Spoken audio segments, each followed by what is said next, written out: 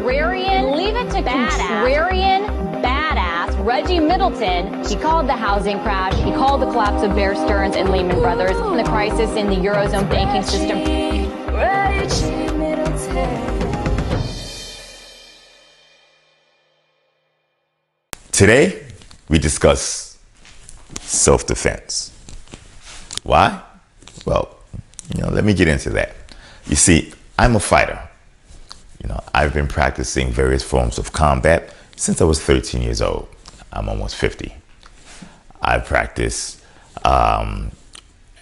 African weaponry. I've practiced European sword play, Asian martial arts, ways of the fist and foot, Korean Judo Kwan, Muay Thai, American pugilism, boxing.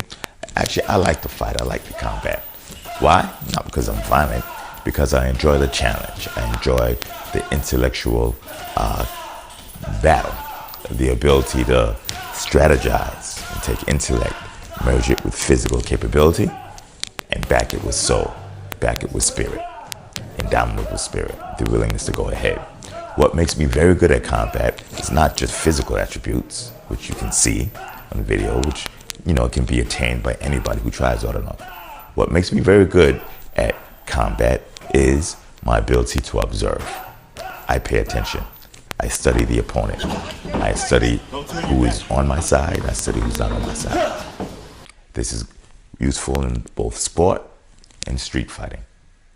So, on that note, I, in just a couple of minutes, want to teach you how to defend yourself. Self-defense. Okay? Not physical self-defense. You're not going to fight today. What we're going to do is we're going to learn how to defend yourself from a macroeconomic perspective. We're going to take financial technology, Fintech, we're going to apply it to today's environment, and we're going to see how we can make sure you are not taken advantage of by bullies. Lesson number 1, be aware of your surroundings. From a physical perspective, using martial arts, you study your opponent, you study your entire environment, you study everybody. See, we're not in sport, when walking the streets, in combat, in wartime situation. It is not always apparent who your opponent is.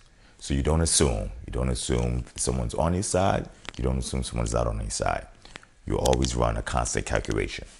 From a global macroeconomic perspective, from a financial perspective, right now, times are very, very tricky. They're unprecedented. So do not assume that the European Central Bank or your local bank, right, or a particular broker or advisor is necessarily on your side. For instance, if you look at what I would consider an act of warfare, not necessarily malevolent, but an act of warfare nonetheless, you have the European Central Bank, which is taking interest rates and driving interest rates down, synthetically down, to zero, breaking the zero barrier, going negative below zero. So, how is that an act of combat? Well, you see, it benefits one side, those who have significant wealth tied up in risky assets, because risky assets go up in value as interest rates go down in value. Now, there's a natural bounce, a natural equilibrium, a balance and counterbalance when you have risky assets, because usually when risks abound, interest rates go up, which keep the growth of the price of these assets in check. What the European Central Bank has done is artificially taking that risk, encapsulated it, and then let it sit out by itself, and they've pushed the cost of that risk down, the interest rates down. So far down, it's broken the zero barrier, and they're negative, which is unprecedented. There's no such thing as negative rates. Think of negative life. No such thing. In layman's terms, that's called death, layman's terms. So, when you push these interest rates down, the price of these risky assets go up. So if you are a wealthy German family and you have a large amount of assets, say German bonds, okay, you get very, very little income, but the price of these bonds have increased significantly, which has enriched you and your family, significant increase in wealth.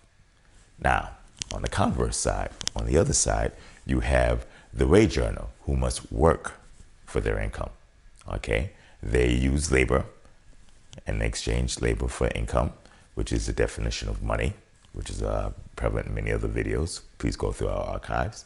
Now, that money that they work for through physical labor, wage earners, they take it and they put it in the bank because there are very few other vehicles to put their money in for short-term liquid savings. When they do that, they get very, very little compensation for it. Deutsche Bank is offering 0.05% interest rates on their bank accounts. The risk that you're taking putting money in Deutsche Bank is the same or greater than the risk of these wealthy asset holders. Greater because a lot of those bonds are actually secured. The unsecured bonds are held at the same risk level as those who are lending money or investing money in Deutsche Bank through savings and checking accounts. Yes, you are investing in Deutsche Bank when you put your money in a checking or savings account. Once you put your money in an account, you're giving them a short-term loan. That money is no longer yours. It sits on their balance sheet and not yours. It is not segregated. You're covered by up to $100,000 or $250,000 with the European insurance scheme. And after that, you take loss if Deutsche Bank goes under. What are the chances of Deutsche Bank going under? Well, back to my motto of self-defense, of combat, of fighting. My fighting style is to pay attention. Deutsche Bank CEO John Cryan has said Deutsche Bank is in a strong position and they have strong liquidity reserves. As of his earnings announcement a few days ago, late last week, he said they have $200 billion worth of liquidity reserves, which is a lot.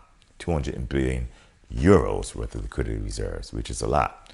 But look at it from this perspective. Last month, they had $215 billion worth of liquidity. 4 months ago, in June 30th, they had $232 billion worth of liquidity. So 232, 3 months later, 215, 27 days later, 200. 15 billion euros gone in 27 days. That is greater than 1 billion euros leaving that bank every 2 days. It's going out in a faster rate than that. This is what happened to Bear Stearns. Bear Stearns was rumored to have liquidity problems. The CEO came on international TV, CNBC, said we don't have any problems. Okay, no problems at all. That weekend, Bear Stearns crashed. Why'd they crash? Liquidity issues. Okay, coming straight out of the CEO's mouth on both occasions. You heard it here. I paid attention. Notice, none of the sell-side analysts have brought this up. None of the major MSM media outlets have brought this up. I have brought it to you. CEO of Veritasium, Reggie Middleton, the same guy that called Bear Stearns and Lehman Brothers, General Growth Properties, Washington Mutual, Countrywide, okay, banking experts. We called the entire European debt debacle starting in 2009, 2010. Okay, this stuff is apparent to those who pay attention to their surroundings, who are willing to engage in self-defense. So, what are the other problems? Well, as someone who's trying to defend themselves and paying attention, let's focus on Deutsche Bank. Let's focus on the risk-return perspective of giving your money to Deutsche Bank, putting in your checking and savings account for 0.05% is what Deutsche Bank was offering very recently for the risk of dwindling liquidity. Where's the Deutsche Bank liquidity going? Well, one of the largest lenders of German real estate, to German real estate purchasers, is Deutsche Bank. Primarily commercial and residential mortgages. Deutsche Bank housing prices are going up like that. Deutsche Bank's income is not going up quite as fast. Germany's income level is not going up as fast as housing prices are going up. And interest rates are going down, being suppressed synthetically and artificially. What does this mean? This means what goes up will come down if it goes up synthetically. And it's going up synthetically because of synthetically compressed interest rates.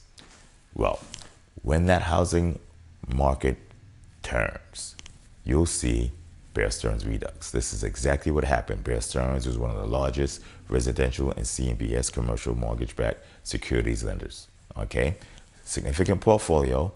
Once that housing bubble turned, once that commercial real estate bubble turned, Deutsche Bank, Bear Stearns Holdings went pop. Expect the same with Deutsche Bank. And you already see evidence with the dwindling liquidity reserves. Why are those reserves dwindling?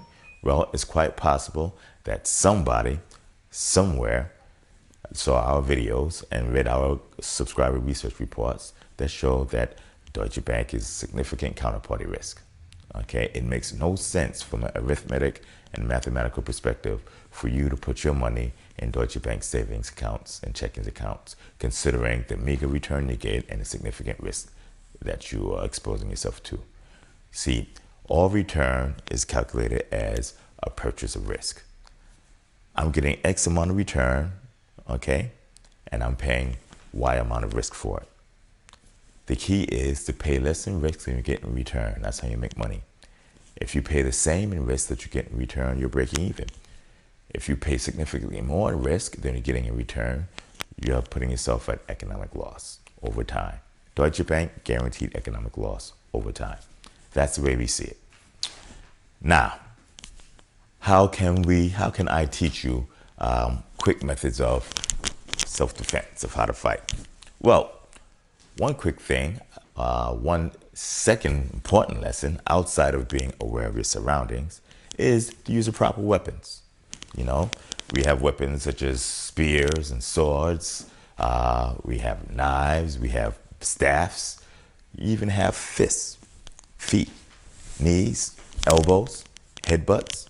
But, you know, in this day and age of fintech, there are many, many more sophisticated tools. Just like the tools being used to wage combat upon you, you can use these tools to defend yourself. The macroeconomic tools of suppressing interest rates are not nearly as effective when dealing with certain digital assets. Hence, digital asset management is a must for today's combat veteran, okay? Combat participant. I am talking digital assets in its general form. One of the most popular digital assets in terms of media is Bitcoin, okay? But Bitcoin is simply one digital asset, digital currency. US dollars, euros, pounds, peso, yen, yuan, rubles. These are all digital currencies, digital assets. Now, what makes Bitcoin risky relative to other digital assets, which are called fiat currencies in the media, but they are mostly digital because most of the money you have from these developed nations are in digital form. You don't carry them physically and in cash. So Bitcoin was very volatile, okay, relative to the fiat currencies. That's where a lot of people, a lot of entities who wanted you to continue the opposite of the heteronymous route, heteronomy meaning being reliant upon a central authority, said stay away from Bitcoin, be cautious, etc. Well, the pound has plunged against the US dollar. The euro has plunged from almost $2 to almost parity, 1.06, 1.09. Okay? The volatility of these have increased, and more importantly, the actual value has increased significantly. So if you look at the pound going down, the euro going down, Bitcoin has what? Went up significantly. It has went down in volatility, has went up in value. The pound and euro have went down in value, but have went up in volatility. They're going in opposite directions. The worse off things get in Europe and Asia, even the US, the better Bitcoin looks relatively, and the better Bitcoin will look absolutely. Now, this is not me saying invest in Bitcoin. This is me saying pay attention to your surroundings and be alert. We will teach and research significant strategies in digital asset management at Veritasium, centering around our core technology, which is the Veritasium value transfer wallet. Okay, Veritasium allows you to become autonomous and not to rely upon third parties at all, whether it be central banks, governments, your local bank, Deutsche Bank, or anybody else, brokers, exchanges, etc. It also gives you mastery over the ability to transfer Bitcoin and to access other markets and asset values. So you can take your Bitcoin and you can use your Bitcoin to access the value of oil, of gold, of Intel stock or any stock, Forex, digital currencies, indices, silver, you name it, even electricity. Very, very powerful. Okay, we can't go into that in depth, but we will definitely go into it in future videos. On that note, I must bid you adieu.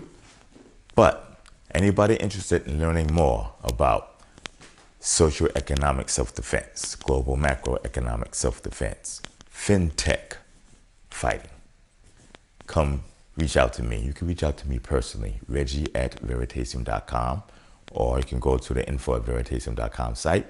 I welcome you one and all. We're available through all the major social media outlets that the finance guys go through: Twitter, Facebook, LinkedIn. And, we are looking for ambassadors of the brand, ambassadors of the technology. And of course, like all startups, we're looking for capital as well. Any accredited investors who are interested in learning more about what we're doing, we're the first ones to file for patent protection on our IP for the capital markets application of blockchain technology.